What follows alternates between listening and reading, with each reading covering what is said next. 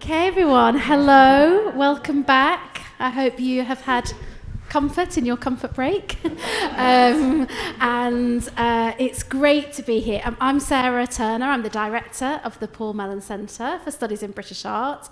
And it's wonderful to have Rebecca back in the building after all the intellectual energy she brought to her role where she was here working with us. And so it's really lovely to continue this collaboration. And I hope people have also had time to have a look at the display downstairs in our display room, which is connected to the theme of the conference, which Rebecca has worked with colleagues on putting together. So whilst you're here at the PMC, do have a little roam around the building and have a look what's on offer. And I'm sure many of you know about our other activities, such as our library and archive, as well as our digital offering. So do talk to members of staff, and if you're interested in other areas of our programme, we're always really happy to talk to people and welcome you back after this event. But this afternoon, I'm really pleased to be in conversation with the person who I see as the Queen of Stained Glass. I've just invented that title for her. It will stick. Jasmine Allen, who's the director and curator of the Stained Glass Museum. And for those of you who have been and visited, it's absolutely an amazing experience. It's sort of nestled up high. It is a sort of religious ascension that you have to undertake to go and visit the museum. And if you haven't been, it's a very easy day trip from London or Cambridge, and good rail connections to Ely. So I really encourage you to go and visit. Those of you who know Jasmine's work will know the incredible research that she's done, particularly on 19th century stained glass, but also on exhibition cultures and international exhibitions, and looking at the kind of religious and the social and the cultural aspects of stained glass.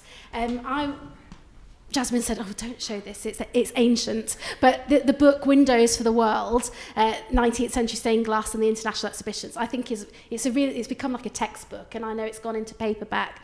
This is our library copy, but comes out of, I think, your PhD research, which is when we actually first met, when we were both at the University of York many moons ago, and I know some of our colleagues and friends from York are online as well, so we will do a little shout out to the people that made us.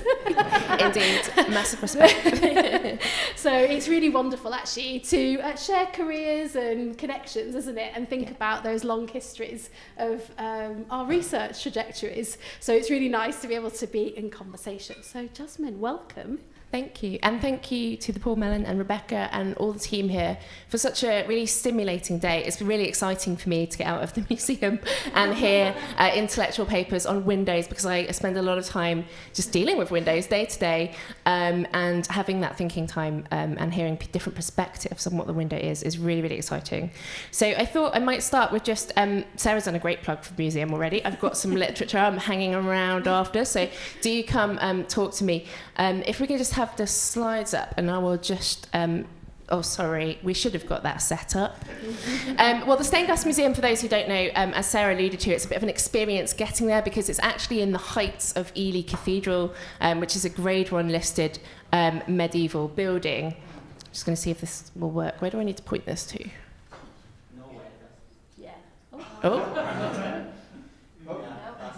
There we go. So if you look on your bottom left, I've got a mirror reflection in front of me, it's very confusing. There is the majestic Ely Cathedral, which, as Sarah says, accessible by train, King's Cross, just under an hour. And above there, you will see there's a picture of the gallery. It's hard to photograph because it actually occupies the triforium of the cathedral, which is a long, narrow space. And we have got in that gallery a whole ton of stained glass. We've got all sorts of periods of styles of subject matter, and this is just like a selection of details from windows in the gallery. The collection is a nationally significant collection, internationally significant actually. It spans from the early 13th century right up to the 21st century, and it's displayed as a permanent exhibit chronologically. So you can get up close to the amazing art that is stained glass and experience this medium for yourself. What's so special about stained glass, you might ask, and this is a great slide to illustrate that, and I think it's this transcendental experience of a stained glass window in its context with natural light. It's not a static art form. So I think it's really exciting to be thinking about windows generally, and I guess here we can maybe have some space to talk about the coloured window as protagonist, the artistic possibilities, the spiritual possibilities of windows. For those of you who don't know, traditional stained glass is actually coloured glass held together with lead. It's often painted and fired as well. The paint gives the details, but the colours that you look at in traditional medieval techniques, which are still used today, are actually the colours of the glass. But when light filters through stained glass, it produces these kaleidoscopic effects on the environment and transforms the architectural space. So it's not just a glazed window, it's not about looking in and out, it's about looking upon, looking around, and thinking about things higher than yourself, especially in a religious context, I think. And I think through the panels today, that theme of light actually has come really strongly, not just the window as, I don't know, sort of either a physical entity or metaphor, but actually the reaction, the relationship between light and materials. And I think particularly as a curator, you're sort of curating an experience, as you say. It's an experience with looking at these windows, but actually an experience of feeling how they make you feel when you're bathed in that light. So how do you go about that? How do you deal with those conditions? Well, I mean, what you've described is, and what we're looking at here is a window in situ, which absolutely is all about dealing with a changing light source. And as human beings, we're obsessed with that. Like our whole, we don't realise it because we overthink it, but the sun rises, we all get up, we go about our day, the sun goes down again. The human beings are drawn to light. We have windows, we want windows because we want light. There's like a craving for it. And I think when you throw in coloured light into that mix, it's just like more supernatural, if you like. But in terms of curating it, and I will just show you, we've actually just this last week finished a major redisplay. So bear with me because I need to tell you about this. It was a very intense work week. In 5 days, I think we did what a big museum would probably take a month to do, and we did it as a team of 3. We reinstalled and changed around a third of the gallery. So here are some photos just showing how difficult that is in our environment, which is at triforium level. So first of all, we need a scissor hoist. We also need a frame for these windows. So the windows in our collection are mostly actually from other contexts. Almost all of them, the majority of them have been displayed in an architectural context previously. So they've got a kind of previous life, as most museum objects do. But in this instance, they've been used to being in that architectural frame and part of a building, not just on a painting on a wall that has moved around. So it is a challenge. It's expensive to display stained glass. You also need a light source, and our windows are artificially lit. We use LEDs, and it's great because they've become cheaper. They're a lot more efficient. But without lots of extra effort, generally it's a static, constant light, which is actually not how we experience stained glass in its natural architectural environment. But it does obviously have the public benefit of, at this time of the afternoon, people can still see the windows. Whereas if we went over to a church right now, we would just see the grey-black windows because there is no sunlight. So yeah, going back to the kind of context, that's just a slide to say how big the collection is. It's big. All of our collection is available online, and I will flag up our online collection search, which many hours went into making, but also the Bloomberg Connects app, where we've got a lot of additional information, and Art UK. So our collection is available on all of those platforms. Can you just, who started it, the collection? The collection was started as a rescue project. That was a nice segue, because that ties in with this slide. This is a map. It's focusing on the British Isles. Our collection is mostly British Isles. We do have some pieces further afield. But this shows you where some of the windows have come from. And the windows were predominantly the core of the collection when it was established in 1972, rescued windows from redundant churches, primarily. Also other redundant buildings, hospitals, houses. We have got a synagogue window. So it was a rescue project. This was an architectural fabric, which on the whole is quite large scale. I'm showing you one of the bigger windows in the collection, which this is an awful photo montage, for which I apologise, but it gives you a sense of how big some of these windows are. And when you take a window, a big east window out of a church like this, it was a massive church in Manchester that was pulled down. It's very hard to display it in its entirety in a museum context unless you have a turbine hall, which sadly we don't at the moment, but we are interested. So if anyone has something like that, they want to enable us to display this collection in more complete way, we'd be well up for that. So in the gallery, what you're actually seeing is generally parts of holes, a section of a window, and the panel that I've shown you the close-up image of here is actually the panel that you can see in the gallery. And it's dislocated. It's dislocated from its overarching complete artwork, but it's also dislocated from the original context that it was in. So these are kind of challenges with any architectural fabric in a museum context, but throw in the light, the fact that this is from a religious context, an east window above the altar, there's a whole load more contextual things that are lost there. And obviously we're in a cathedral space at the moment, we rent that space, so it kind of provides some of the atmosphere that some of these windows would have been used to, but for others it's quite odd.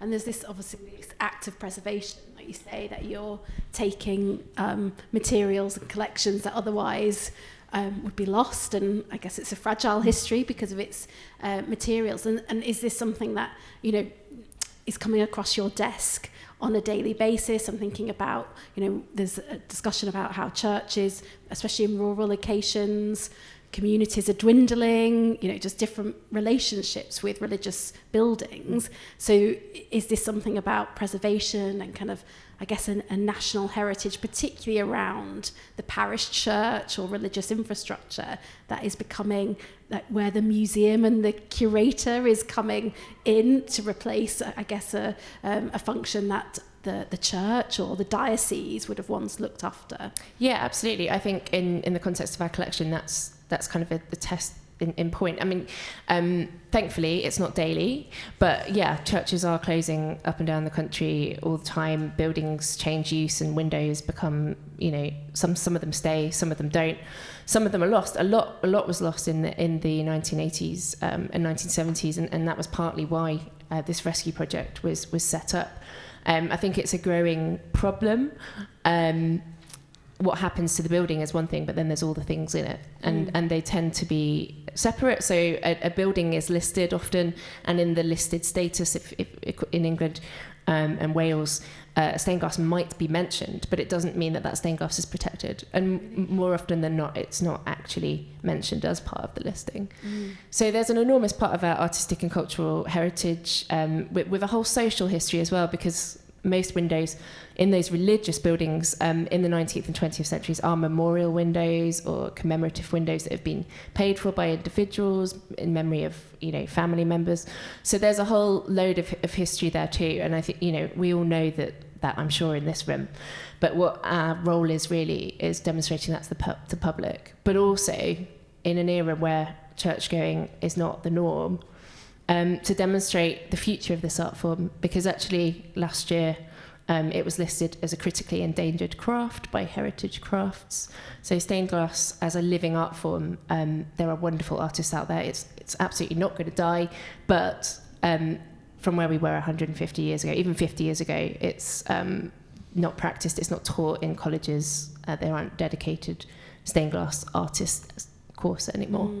And actually thinking about the artists, the people who made these windows, and I guess that sort of maybe the high point of the end of the 19th century, and even though we've heard artists who are working in other media, I mean, I guess Burne-Jones is probably one of the artists that comes to mind, to my mind anyway, is, you know, the sort of great Victorian artists who were working across media and did some incredible stained glass series, but also that kind of the research that I know that you've done yourself, but other people, it seems quite an active area as well of finding out more about the makers and these names that are not household names, but were incredible artists and have left a legacy of the drawings, the cartoons, the history of manufacture as well. So is that something that, as a museum, you're interested in collecting? Yeah, absolutely. And we've got a great research library that is available to people. And I should say all our stored glass is also accessible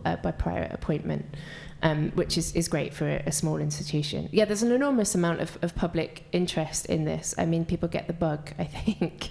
And I mean, academically, I think stained glass has kind of fallen in the crack sometimes between fine art and decorative art. And much in the history of architecture, you know, windows, they're there, but they're not talked about in the same level of detail. So, yeah, it's quite an interesting thing to be working on, and it keeps me interested. It's kept me interested for a while now. I can't see that changing. It's good. I just thought, oh, that's just a video, just to show you how precarious it is putting these windows in. There you go. This is a part of a First World War memorial window, and that is me putting it in with my colleague. They're amazingly fragile yet robust, and handling stained glass is not easy. I wanted to, after Albie's talk, actually just talk about one of the modern windows, because that we've recently put on display, and this is called Pictures of Violence. And it's actually a stained glass window which has a window in it. I don't know whether you can see that it's a kind of domestic window frame, and there's a ledge on the window with a packet of cigarettes and a lighter and a plant pot. And this is a collage of stained glass that the artist Ros Grimshaw made. There are newspaper representations of newspaper photographs there of things like a famine in Sudan, an Iranian hostage situation, and also at the top there, the fiery scene is the Troubles, as we call them. So there's lots of interesting representations of violence in this window, and the fact that it's a window and there's this shadowy camouflage figure, I think that it also kind of hints at domestic violence, like what's happening behind the window. So not only looking out on the window at violence, but what's happening behind. And I'm really glad I put that slide in, because I was thinking a lot about it with the last panel. Yeah, and I think that, as you alluded to with the war memorial windows, this idea of window as memory, and I think there's still been quite an active area of commissioning for either memorialising individual figures, but world events and kind of, I don't know, there's something again about that space it creates as this site of memory, either as a decorative scheme, but the kind of the space that for gathering and memorialisation, whether that's in a religious setting or otherwise as well. Yeah, Millennium Windows was a big thing. There are some very good ones and some not so very good ones out there. Always the way. Same with Jubilee windows. Yeah, anniversaries have that effect. But yeah, I just wanted to show a kind of taste of some of the contemporary subject matter in the gallery. We actually have pieces by Kehinde Wiley, by John Piper, post-war artists like Margaret Traherne, Geoffrey Clark, Keith New, who were all part of the Royal College of Art post-war. So the modern collection is really, really strong, and that's an area we've built up. So whilst we talked about rescuing stained glass, actually in the last 20 to 30 years, we've been collecting quite proactively in the late 20th and 21st century glass. Do you have a commission? We haven't yet. It would be nice to do that. Everything we buy has to be fundraised. So yeah, it's quite. And one of the slides that I saw that you went over was Mary Lowndes. So maybe we could just return to Mary, because I'm quite an artist. People often think about stained glass windows as picture windows, and this one is kind of interesting. It's going to America in an exhibition next year because it's by a really important women artist, Mary Lowndes, but as you can see and probably could tell immediately, it's a copy of a pre-Raphaelite painting by Holman Hunt that was enormously popular for like well over 50 years, still is today, really. Travelled the world. And this was a memorial window to a family member of an Oxford jeweller, originally in All Saints Church, Oxford, which is now Lincoln College Library. And it seems particularly around the end of the 19th century, it was a space in which women could intervene as makers and designers. And I know in Ireland as well, there seems to be quite a lot of research about women artists who were kind of working it with glass. So is that an area that's particularly ripe for research? Or It absolutely is. And a recent book came out on arts and crafts, women artists, where 3 stained glass artists were in that. It's called Women Pioneers of the Arts and Crafts Movement. Karen Livingston. I wrote 3 of the essays. Mary Lowndes is a really important figure, and she really hasn't been written about much at all. She founded with Victor Drury a glass workshop that was basically a cooperative that enabled artists to rent a studio and share kiln facilities, which was enormous. And as a woman doing that at the time, that was 1896, 97 that studio was founded, was quite amazing. She was a student or worked alongside Henry Holiday for some time, we think. Really interesting artist. And we have lots of women artists in the collection. Actually, our late 19th, 20th century collection is probably almost half women in the gallery, which I think has always been that way. We should shout about it more. Yeah, I can feel like there's so many like dissertations and projects. Yeah, if anyone's interested in topics, I could keep a list. Yeah. Actually, we have got time. Maybe we could open up for if people want to join in our conversation. That would be very welcome. I don't know if people have got thoughts or questions for Jasmine. I thought I could feel them. I've got an intuition for this. Alexandra, really interesting, and I'm about an hour away from Ely, so I will definitely visit. I was just wondering if I know you were saying you have to fundraise to purchase, but let's say, I guess people might offer you objects as well. Do you say yes to everything, or do you have to say no? Is the sort of domestic stained glass that you see coming out of, say, Victorian houses, and one sees a lot of it, do you have to say no? Where do you draw the line? And are you looking for things to save, or do people come to you? And do you have any pot of money, or is it always fundraising or donations? Good questions. Sorry, I'm assuming you all know about museums, perhaps. So most museums have a collecting policy. So we have a policy which sets out what we seek to collect. We're an accredited museum, so we abide by that quite carefully. Obviously, there's room within there. I think we're limited a little bit by space at the moment. We've outgrown our premises, really, but we are collecting for the future. In terms of people coming to us with things, yes, absolutely, we get a lot of that. We probably don't, well, I don't know what the percentage is, but it's maybe only 25% that we say yes to. That's probably still quite high for some museums. Domestic glass, we don't have much of at the moment. I think if we opened that up, we would need more storage space. Also, thankfully, it's back in fashion. People are like reinstalling them for their Victorian houses, which is great. Things that used to be chucked in skips are now very expensive on eBay. Salvage. Exactly. It's an industry. And in terms of funding, I mean, we're a very small organisation. We have a very lean business model, and we need to change that in order to survive, actually. But we've just about to launch a collections fund, which we hope people will give to, and the trustees have agreed to kind of commit to giving from any surplus funds that we have, although that era might be over unless we get in some more core funding coming up, because we don't have any at current. So if you are interested in stained glass and supporting a small organisation with a significant collection, come talk to me later. Great, I think we've got another question here. Hi, I just have 2 mini questions. Just because Burne-Jones and Holman Hunt were mentioned, and I'm obsessed with the pre-Raphaelites, I was just wondering how much pre-Raphaelite work is in the collection. And then my second question was, because it's an art form that's kind of so associated with religion, how much secular work you come across, and also if kind of as a society we're moving away from religion, like in general, if maybe the future of stained glass is more secular? Absolutely, I think it has to be, and I think people have been saying this for decades. Shopping centres, and unfortunately, there's kind of the lure of transparent glazing remains so much for these big buildings. It's quite hard to get architects to be interested in coloured glass at this present time. It must be but environmentally and sustainable. We do need to tint glasses, don't we? Yeah, maybe there is a future. It would be nice if architects were a bit more interested. Question about the kind of pre-Raphaelites. We've got quite a big collection. We've got some Rossetti as well as Burne-Jones and Maurice Faulkner.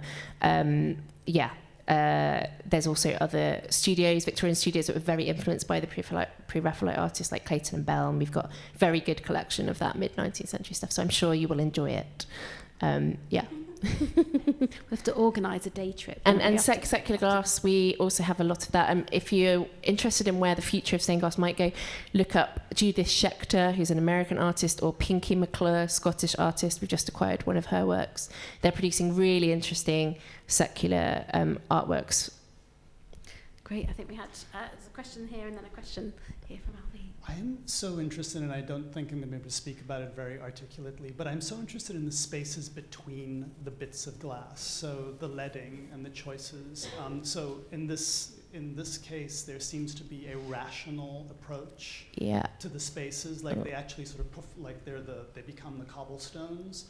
But then in other images, like the one in your very first slide, the cover slide, some of them seem just sort of random based on this is the piece of glass, and others seem to speak somehow to the environment that's being represented. Mm. Can you talk a little bit about that in between? Yeah, well, the lead is intrinsic. If you first of all, not all stained glass windows have lead lines. Some are smaller scale and just single sheets of glass, but that tends to be in the post medieval period. Traditionally, it's glass, smaller bits of glass held together with lead. And the lead lines are crucial, as you've noticed, for outlines of figures. If you think about the work of Frank Lloyd Wright, architecturally, the lead lines become very important there for kind of ornament as well as mimicking the architecture. It kind of varies. It depends on the artist, it depends on the context, depends on the fashion. Post-war, there was a whole move towards drawing with the lead and less about actually painting on the glass. And more about just the glass and lead. And there's a Brian Clark piece here, the green piece, which is just coloured glass and lead pattern. And he's done a lot of interesting work. He's a really important contemporary British stained glass artist. So it really varies. And come to the museum and we can look at more examples and talk about it. She's really selling it to us. It's my job. Sadly, the museum is not accessible at the moment. It's up 40 steps, and that's one of the reasons that we hope in the long-term future to move it. But there is a very good virtual tour, and I recommend the Bloomberg Connects guide, but I apologise for that, and it is something that we are working on that's in our future plan. That's why you need your big turbine hall to help with that. Yeah, Albie. Yeah, I just wanted to ask a little bit more about the contemporary side of stained glass windows, and I'm really glad you touched on that 1982 example, because when I was preparing for my paper, I came across two really good examples as well that I'd love to show you.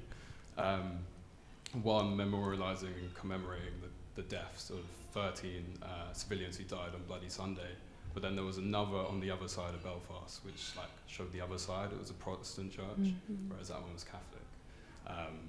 And I really wanted to include it, and I'm quite annoyed I didn't now that you've done this. But, I just wanted to know a bit more about the contemporary side of... I would love to see those examples, so maybe you're sticking around and we can have a look, or tomorrow. It's still a powerful commemorative, and I think with a religious conflict like that, and the church being a site of such importance religiously, socially, it's kind of a natural shared space for memory. And that still very much happens. There's a great SAS memorial in, I think it's Hereford Cathedral, that's quite recent, that does a similar thing.